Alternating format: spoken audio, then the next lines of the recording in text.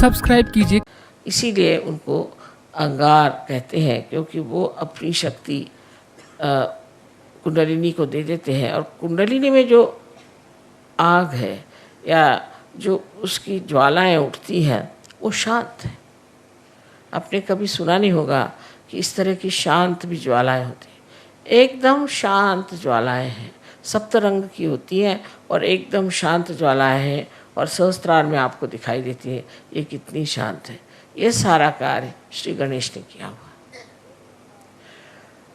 तो एक प्रकार वो आपका भी गुस्सा कम कर सकते हैं, आपकी भी नाराज़गी दूर कर सकते हैं।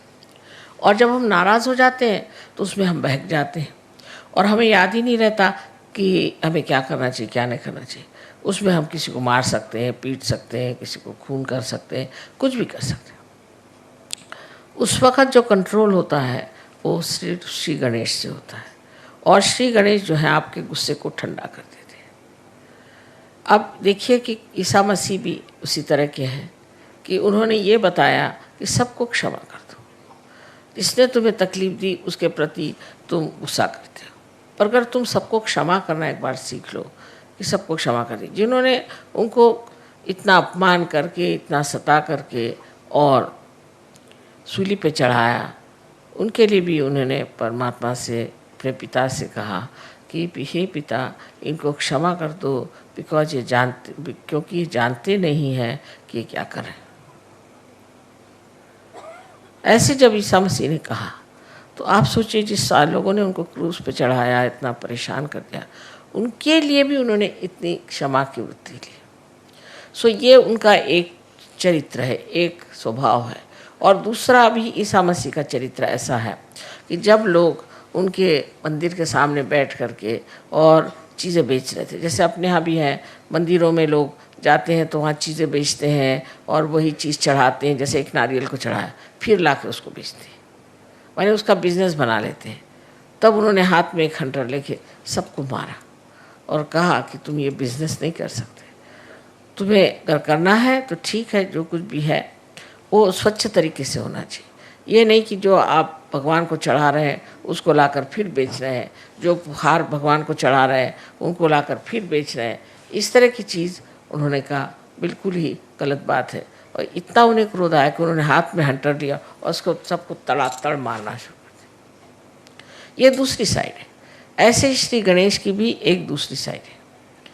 दूसरी साइड गणेश की ये है कि जिस वक्त कोई भी राक्षस या दुष्ट आपको परेशान करेगा या तंग करेगा तो वो गणपति है, माने गणों के वो राजा है। तो वो उन राक्षसों को और दुष्टों को नष्ट करते हैं, उनको एकदम उनका सर्वनाश कर देते हैं। आपको कुछ कहने की ज़रूरत ही नहीं है, आपको कुछ बताने की ज़रूरत नहीं, वो खुद ही आपके साथ लगे हुए हैं गण लोग, और वो ऐसे लोगों को ठीक ही कर देते हैं जो आप लोगों को तंग करें। सहयोग में आप लोग जान लीजिए कि आप पूरी तरह से सुरक्षित हैं और आपको कोई भी नहीं दुख दे सकता। हाँ, अगर आप सहयोग में हैं तो आपके गण जो हैं वो चारों तरफ घूम रहे हैं और वो यहाँ भी पधारे हैं और वो हर समय आपके ऊपर अपनी सुरक्षितता का उन्होंने पूरी तरह से आपके ऊपर अपना आच्छादन डाल दिया, पूरी तरह से आपको ढक लिया। आपको कोई भी तरह की तकलीफ़ परेशानी नहीं हो सकती। फिर आप उसको चमत्कार कहते हैं, माँ किस तरह से मैं बच गया, पता नहीं क्या हुआ, मैं कैसे बच गया।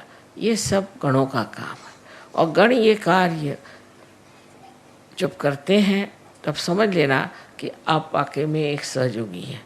अगर वो ये कार्य आपके लिए नहीं करते हैं तब तो समझना है कि आप अभी तक पूरी तरह से सहयोगी नहीं हो। दूसरी बात गणों की ऐसी होती है कि हमेशा हमारे शरीर में भी वो कार्यान्वित रहते हैं।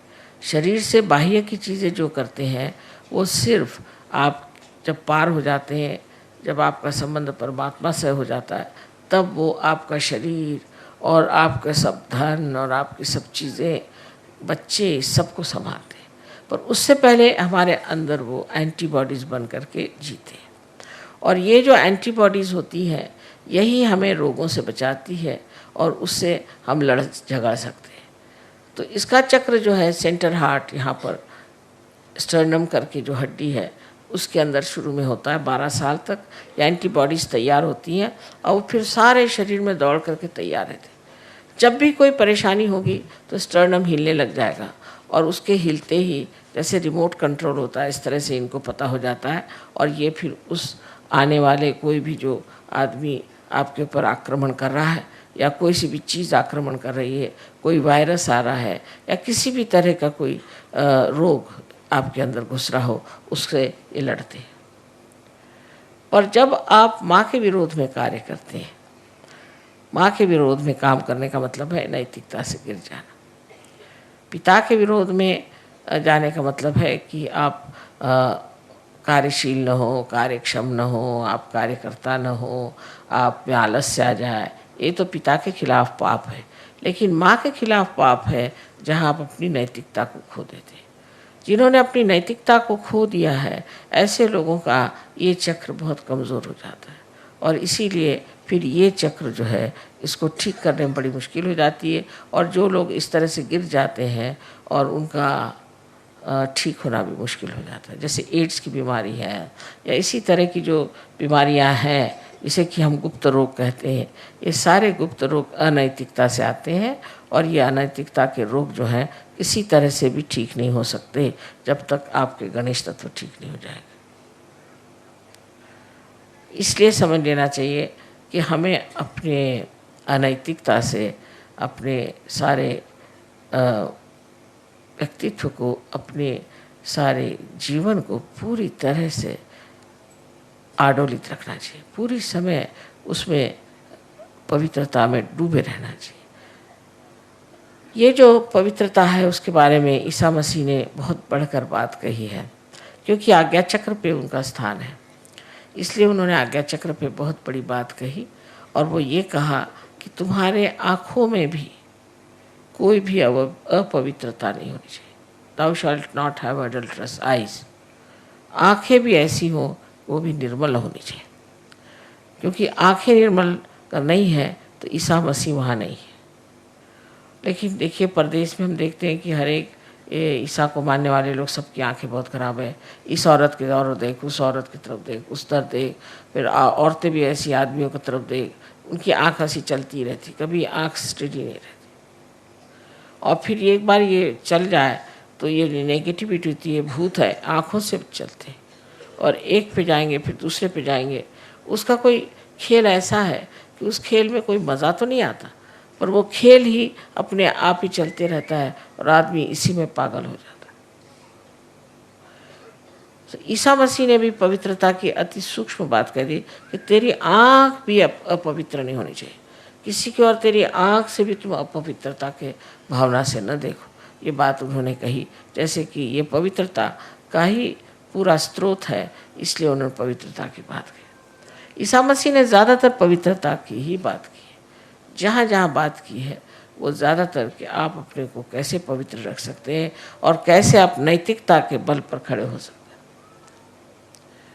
सो सहयोग में, सहज में सब होता है जब आप गणेश जी को पूर्ण तरह से वर्ण करते हैं और गणेश जी को मानते हैं कि ये शक्ति हमारे अंदर आ जाए। ऐसे तो हर एक चक्र पे गणेश का स्थान है और मैं हमेशा कहती हूँ कि हर एक चक्र पे एक वाइस चांसलर बैठे हुए हैं, चांसलर साहब बैठे हैं। जब तक ये सर्टिफिकेट नहीं देंगे तब तक कुंडली नहीं चढ़ेगी नहीं, और हर चक्र पे ये काम करते।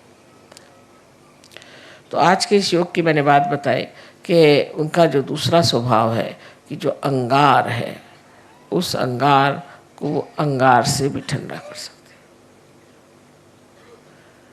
वो पूरी तरह से कर सकते। जैसे कि आपने देखा है जिस वक्त में रावण ने श्री राम के विरोध में बात की तो लंका में आग लग गई। तो आपके जो हनुमान जी हैं वो भी मंगलवार ही की उनकी पैदाइश है और वो उनके पास नवधा शक्तियाँ हैं, उसके साथ ये दोनों ही मिल कर के ऐसे काम करते हैं। और विशेषकर मनुष्य के अंदर का क्रोध हो तो उस क्रोध को कैसे शांत करना चाहिए, ये श्री गणेश जानते हैं। और वो फिर इस तरह से उस पर युक्तियाँ करते हैं, उस पर ऐसे ट्रिक्स करते हैं कि वो आदमी एकदम हताश हो कर के और फिर मान जाता है कि मैंने जो किया वो गलत किया, मुझे ऐसा नहीं करना चाहिए। तो जो गर्म तबीयत के लोग होते हैं उनको भी ये ठीक कर सकते हैं। और इसीलिए इस दिन जब मंगलवार किसी पे अगर मंगली हो तो उसको कहते हैं कि तुम कोरल का जो पत्थर होता है जिसे मूंगा कहते हैं वो पहनिए, वो भी गर्म होता है। मूंगे का पत्थर पहने गर्मी से गर्मी मारी जाती है। वैसे भी आप देखिए कि जितने भी गर्म देश है वहाँ लोग मिर्चा बहुत ज़्यादा खाते हैं। कहीं भी जाइए आप, अगर आप इंडिया में जाइए तो है ही, साउथ इंडिया का खाना इतना मिर्चे वाला होता है कि आप खा ही नहीं सकते। और अगर आप और जगह जाइए, चाइना में भी जो साउथ का चाइना है जैसे कैंटून वगैरह, वहाँ बिल्कुल बहुत मिर्चे खाना होता है। इसी प्रकार आप इटली में भी जो साउथ है या फ्रांस में साउथ है, वहाँ लोग बहुत मिर्चा खाते हैं। क्यों खाते हैं? क्योंकि मिर्चे से मिर्च मिटती है, गर्मी से गर्मी चली जाती है, इसलिए वो मिर्चा खाते हैं जिससे खूब पसीना आए और उनको ठंडक बनी रहे। इसी प्रकार श्री गणेश भी अपनी गर्मी से आपकी गर्मी ठीक करते हैं। आपके अंदर अगर कोई अहंकार हो जाए तो इस तरह से वो आपको दिखा देते हैं अपना प्रताप कि उससे फिर आप खुद ही ठंडे हो जाते हैं।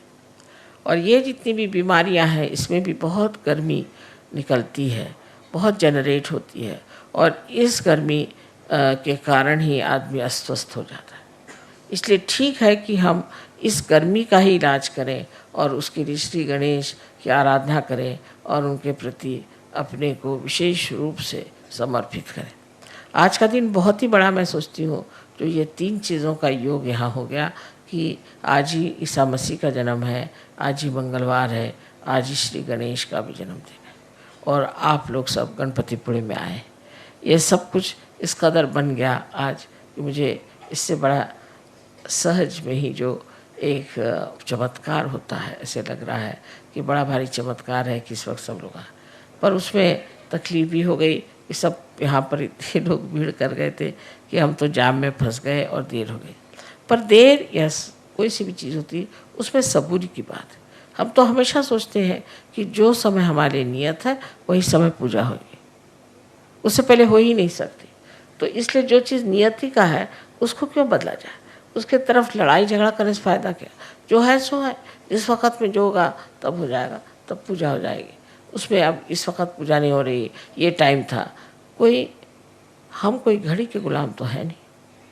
लेकिन इसके फ़ायदे कितने होते हैं ये आप आगे जाकर देखेंगे कि अगर आप टाइम का गुलामी नहीं करें तो बहुत कुछ सहयोग फैल सकता है। पर जो आदमी टाइम की गुलामी करता है वो कभी सहयोग नहीं फैला सकता, क्योंकि उसको हमेशा रहता है ये टाइम में ये करना है, ये टाइम में करना है, और सहयोग के लिए उसको टाइम ही नहीं मिलता।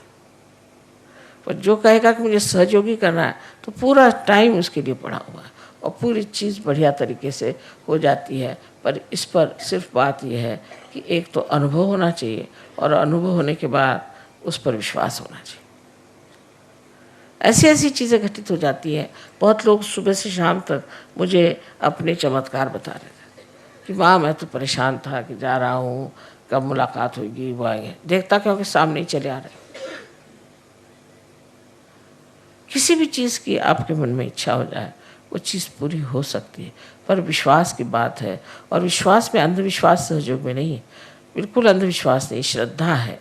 जहाँ पर कि हम पूरे दिमाग से सब देखे हैं, जब हमने सब देख लिया और तब भी हम नहीं मानेंगे तो इसे क्या कहा जाएगा?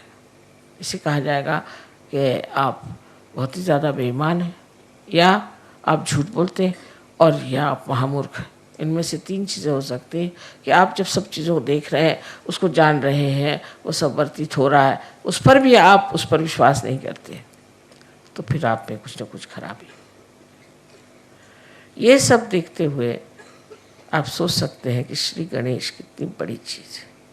और वो इस महाराष्ट्र में 8 अष्टविनायक हैं, जिनकी वजह से इस महाराष्ट्र को बहुत ज़्यादा पुण्य मिला हुआ।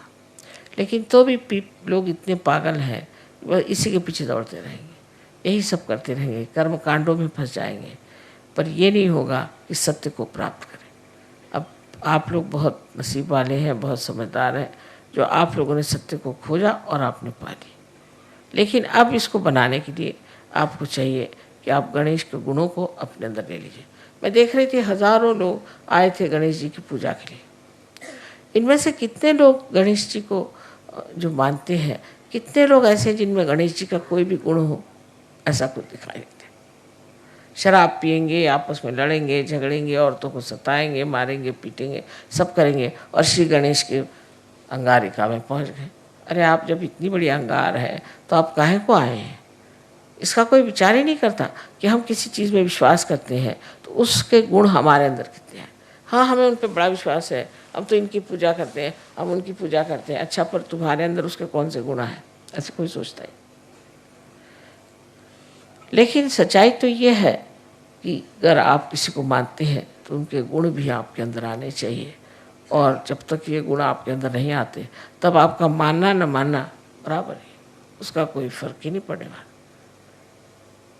आज हम श्री गणेश की पूजा करने वाले हैं, और श्री गणेश और गौरी की पूजा होगी, और इसमें यही जान लेना चाहिए कि गौरी एक कुंडलिनी ही है, महाकुंडलिनी महागौरी है। और इसका कार्य यह है कि अपने बच्चे को जो बहुत सालों से खोज रहा है उसको आत्म साक्षात्कार प्राप्त कराए, उसका पुनर्जन्म करें। ये इस महागौरी का कार्य है जो आप सबके अंदर उपस्थित है। इसलिए आज हम सिर्फ गणेश जी और गौरी जी की पूजा करेंगे, और बाद में देवी की पूजा होगी। सबको अनंत आशीर्वाद।